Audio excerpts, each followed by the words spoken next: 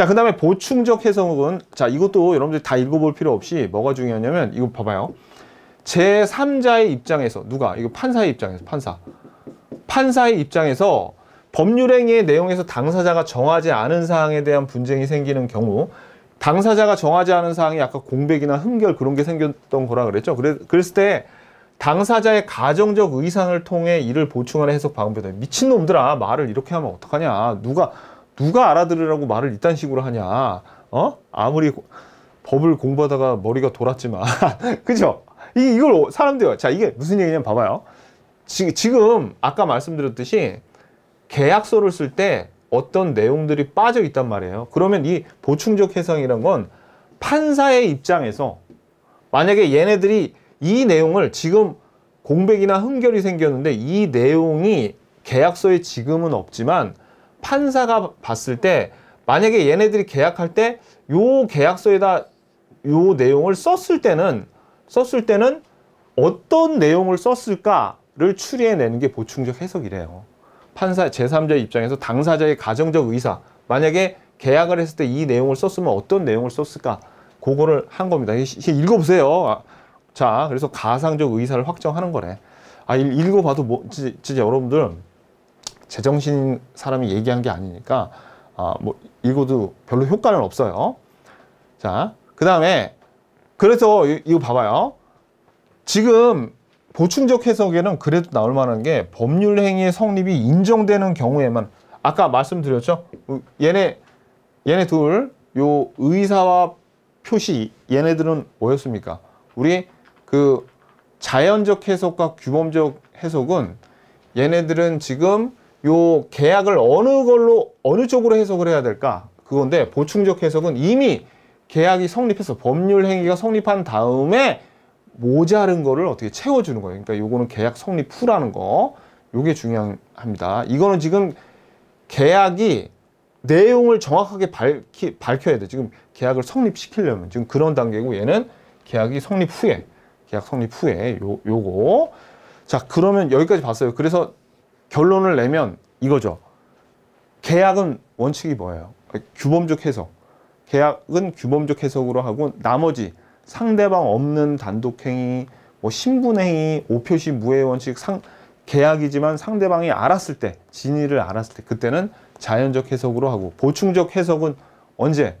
그렇죠. 법률행위가 이미 성립한 다음에 하더라. 요게 결론이에요. 결론. 자, 그럼 이제 오표시 무해 원칙, 이게 되게 재밌거든요. 오표시 무해의 원칙을 볼게요.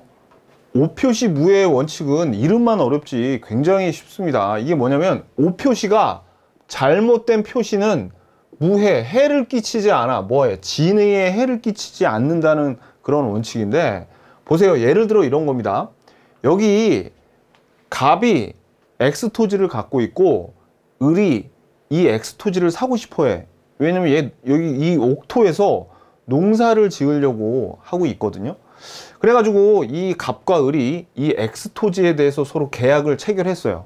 그러니까 갑도 이 토지를 을한테 팔고 싶고, 을도 X 토지를 사고 싶어가지고 서로 가격이랑 다 계약이 제대로 됐어요. 그런데 앞불사 계약서에 그만 X 토지 옆에 역시 갑의 토지인 Y 토지가 있었는데, 요게 111번지고 이게 112번지인데 계약서에 깜빡해가지고 잘못해서 둘 다 계약서를 112번지로 그냥 잘못해서 계약을 체결했습니다. 하지만 얘네들 둘 다 지인의는 X 토지죠. 그런데 등기는 계약서가 112번지로 돼 있어서 등기도 이 을 앞으로 넘어갔거든요. 결론은 어떻게 될 것 같아요? 그렇지, 이거는 무효고 이거는 유효해요. 등기까지 넘어갔지만. 자, 이게 무슨 얘기냐면 이겁니다. 봐봐요. 지금 이런 상황에서 이 X 토지에 원래 을의 등기가 돼야 되는데 Y 토지에 이렇게 갑에서 을로 등기가 됐죠.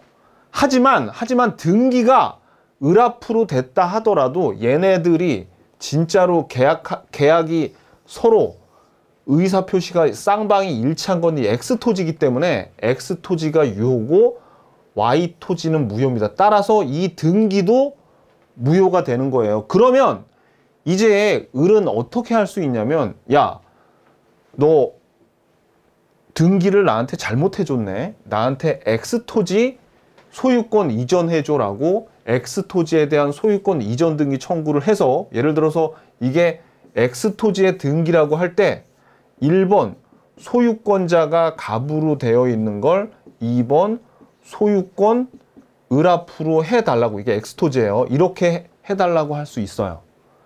반대로 이 갑은 이러겠죠. 알았어. 내가 너하고 계약을 이렇게 했으니까 계약서에는 비록 잘못 써 있지만 우리가 실제로 하고자 한 계약은 이거니까 계약서 이렇게 등기, X토지의 등기 이렇게 해줄게. 하지만 이거는 네가 나한테 말소를 해줘야지라고 어떻게 Y토지에 대한 소유권 말소 등기를 청구할 수가 있습니다. 이 경우에. 무슨 얘기인지 아시겠죠? 그러니까 이 등기가 무효가 돼서 이렇게 말소해달라고 할 수 있고, 얘는 소유권 이전 등기해달라고 청구할 수가 있어요. 자, 그런데 이럴 수가 있겠죠.